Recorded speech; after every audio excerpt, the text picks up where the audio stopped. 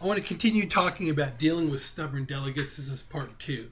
We're going to talk about stubborn delegates first, and we'll see how far I'm able to get in all of this. When I talk about stubborn delegates, I'm talking about delegates that stake out a position from the very outset, and they're completely unwilling to compromise. Right? They've come in with an idea. A lot of times they have, a lot of times they have one idea, and they're just going to stick with it. Now, here's something you need to keep in mind. Some delegates have been trained to believe that compromising is comparable to losing.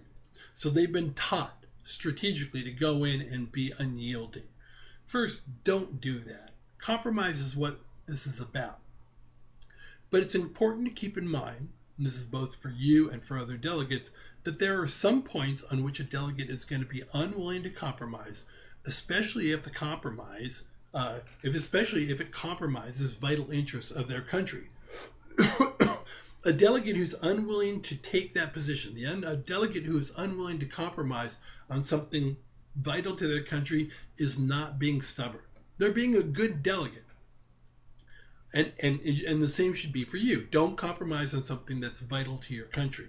But there are a whole bunch of areas on which delegates can compromise. So when I talk about a stubborn delegate, I'm talking about delegates who have a pattern of being unwilling to compromise on matters both large and small. So, if you've tried to convince a stubborn delegate to support your plan, and they've been unyielding, there are a number of things you can do. One of the first things you can do is you can ask one of your allies to try and convince them. If it's something that you think is really necessary for the working paper to go forward, if you're trying to push an idea and you keep getting pushed back from this one person, and let's say it's an idea that's very important to your country or to your character, and you feel like somebody's just being stubborn, but they really don't have a serious objection, right? What you can do is you can ask another delegate to go ahead and try. Let the other delegate know, look, man, I've been trying to talk to not the DPRK. I've been trying to talk to Canada, right? And they've been really unyielding in this, right? And I think maybe you'll have a better chance of success. I can see that they really respect you a lot. Something like that. To let the other person know that you've tried and you've been unsuccessful in sort of swaying them, and letting them know that you believe that they may have the ability to go ahead and get somebody to get the stubborn delegate to change their minds. One of the things, you're essentially, when you frame the request like that, you're accomplishing a couple things. First, it protects the other delegate from feeling like a failure if the stubborn delegate refuses to change, right? You tried, I tried, they didn't change, you tried, they didn't change, so don't feel bad. But if they're able to get the stubborn delegate to change their mind, they're going to feel particularly good about it because they were able to get something done that you weren't able to get done, right? And that's going to make them feel real good. And if this happens, be sure to praise the delegate profusely, and then it might be a good idea to go ahead and send them off on another task. The more that you're sending delegates off to do tasks, it puts you in a position where you're the one guiding events. Even if it's that delegate who was able to go ahead and persuade Canada to change their minds, you're the one who's going to be in the position of leadership. Not because you're trying to lord over everybody, not because you're trying to tell everybody what to do, but like a true leader, you're leading, you're helping, you're guiding, and you're letting other people use their talents to help move your paper, and then as a result of that, the committee forward. Now, similar to the suggestion before, is that if you've been unsuccessful, and maybe you sent another delegate and he was unsuccessful, you can ask a group. Maybe it's Australia that's stubborn, so you go ahead and you ask a number of countries to go talk to Australia, countries that have a closer relationship with Australia. Or if Germany is being stubborn, ask Austria and France and other countries, European countries that are associated with Germany, to go ahead and talk to them. Now, here's the other thing. When dealing with stubborn delegates, one of the things you have to keep in mind are the opportunity costs associated with the effort. And by that I mean the effort that you or your colleagues are spending trying to go ahead and get the support of a stubborn delegate is effort that you're not spending trying to gain support elsewhere. So if it becomes clear that your stubborn delegate is not going to yield, just cut your losses and move on. The other part of being a leader is knowing what can and cannot be accomplished. And if you've run up against a brick wall, if you realize that the proposal that you had in mind is just getting too much resistance, and a delegate is making it hard to go ahead and insert something into the working paper, go ahead and move on. Don't spend a whole bunch of time trying to get one delegate or a couple delegates to change their minds. Next, I want to talk about rude delegates. Now, when I'm talking about rude delegates, I'm talking about people who are mean-spirited. I'm talking about people who are negative. Oftentimes what happens is rude delegates give off the impression that they're more intelligent, they're more experienced, they're more talented than other delegates, and more talented than you. And in some instances, it may be true. Some of the rudest delegates that I've seen actually have tremendous abilities. It may be, and I don't mean to go all Dr. Phil on you, but some are probably overcompensating for a sense of inferiority. Their rudeness is a defense mechanism. They're just trying to protect themselves from being hurt. So they kind of like, I'm going to be a jerk to you before you can be a jerk to me. Whatever the source of their rudeness is really makes no difference. All that matters to you is that they can be an impediment to the success of the working group and make it harder for you to achieve your goal. So before I continue, I'm going to go all Dr. Phil on you one more time. And you really have to listen to this. Sometimes we think people are being rude because we feel inferior. Like we go ahead and we chalk up their behavior to rudeness so that we can basically dismiss them as know-it-alls. They think they're so awesome. That guy thinks he's the shit, right? That guy thinks he's so awesome and he's such a jerk about it, thinks he knows everything. The first way to deal with rude delegates is to make sure that they're actually being rude. Check yourself and make sure that the person who you're interpreting as being rude isn't somebody who's just pushing a button, somebody who's just making you feel inferior, somebody who looks like you're feeling like they have skills that I don't have, right? And if you find yourself feeling that way, take a moment to reflect on your skills, on your abilities, on how much you've researched, on how much prepared, and remind yourself that you may have run into a delegate who's as good as you, and they may have skills that are comparable to your own. But if you've prepared, you're as good. You're able to stand with anyone. Okay, so you got to make sure that you go ahead and make sure that you know that you're actually dealing with a rude delegate. Okay, but here's a list of ways to deal with rude delegates. The first thing to remember, and I'm going to sound like your mom or your dad or somebody, the first step is remembering that poor behavior on the part of another delegate does not excuse you lowering your standards, right? If somebody's rude to you, that does not give you the excuse to go ahead and be rude to them. And the moment you lose your cool, you just lose. Right? You lose the ability to rationally assess the situation, and depending on how you respond, oftentimes you lose the respect of the other delegates in your working group that you've worked really hard to earn. So don't lose your cool at all.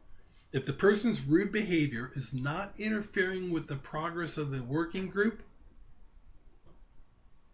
doing anything, intervening may just be ill-advised.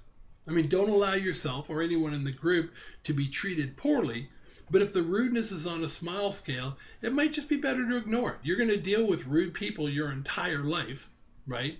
And this is just going to be a small blip on the screen that you're not even going to remember in a few months. If it's just somebody who's like mildly rude, but they're helping you get things accomplished, just deal with it. It's okay. You're gonna run into much worse problems in your life. And part of being a leader and part of making progress is accepting the fact that you're going to run into all kinds of personalities. Now, some people are rude also, it's important to keep in mind, just because they're having a bad day. They're having a bad day, right? Maybe they drank too much at the social event the night before. And if you're talking about somebody who's like just had a bad day, maybe the girlfriend broke with them, they got a text that they got a D in one of their classes. These people are being rude, but it's really not that they're inherently rude. They just really are on a bad one. And these people have the capacity to change. Other people are just habitually rude, and they don't have the capacity or the willingness or the desire to change. So it's not always to tell exactly what you're dealing with, whether somebody is inherently rude or whether they're situationally rude. But if you decide to take some kind of intervention, if you decide to do something about it, you have to begin with the assumption that the delegate's behavior is changeable, right? That it's possible to get a change. Now, sometimes the best response is no response at all. It's called behavioral conditioning. We do this with kids all the time. If a delegate is rude to you, just ignore them. Just ignore the comments. And never take anything personally. Just don't respond or give lukewarm replies or just play deaf, right? They say something kind of dickish and you just kind of look and go, make a comment, nothing rude, and move on. When the person treats you or somebody else with decency, respond in kind, be nice, right? Be enthusiastic. When somebody else treats you in a way that's respectful, respond nicely to them, right? So that the other person can see, oh, look, when I'm rude to this delegate, I get no response. But when I saw that other delegate be nice to him or her, he responded or she responded quite favorably. If the rude person has the capacity to change or the desire to change, they'll figure out what they need to do to get the desired response. So you want to basically condition them to behave appropriately. Now, if the rude delegate is part of your group, it may be necessary to pull the rude person aside and explain to them how their actions or their words are impacting the group. You don't want to go ahead and you don't want to take them aside and say, you are a terrible human being, right? That's never going to be effective. If the rude delegate is talented, what you want to do is help them be a better delegate, which will in turn improve the quality of your working paper and improve the quality of the work you're doing moving the committee forward. So one approach is to take them aside, away from the working group, because you don't want to call somebody out right in front of everybody, and begin with a positive statement. You always want to start off with a positive statement. Hey, look, I really appreciate the contributions to the working paper that you made. Your idea about education was really great. But your tone can be kind of off-putting, and I'm really worried that it's making it hard for everybody to get stuff done. Now, when you say that, there's going to be a chill in the air, right? You've just told this person they're making things difficult. At this point, don't drive the point home. Yeah, you really are rude. It's best to ask a question. Hey, did I say something that was rude? Because if I did I make you, did I offend you? Because if I did, I'm really sorry. Right? Start off with an apology. And it doesn't matter if you don't feel like you did anything rude. Who cares? Just go ahead and tell them, hey, look, if I said something that sort of was off-putting to you, I'm really sorry. Did I say something? They say no, did somebody else say something? Because, I just want to single you out.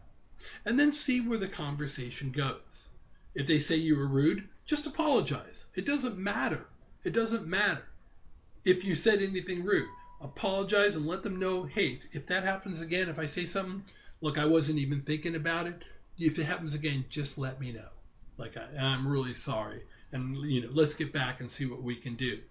If the rude person, okay, so that's one way to do it, where you go ahead and you point it out to them, but immediately, instead of driving the point home, hey, you're really rude, turn it into a question and put it on yourself. Put it on yourself. Once again, sometimes people's pride get in the way, and it leads them to think that, man, if I do that, that's showing weakness. People frequently understand the difference between strength and weakness. If you're a leader, what you're trying to do is you're trying to get your working group to be as effective as possible. And so if you can go ahead and step in and do something that improves the quality of your working group, you are being a leader. You are being a leader, because being a leader is complicated. Now, if the rude person isn't part of your working group, just avoid him, right? If you see some delegate who's walking around being a complete dick, just avoid him. If they're not in your working group, let somebody else deal with them. You just avoid them.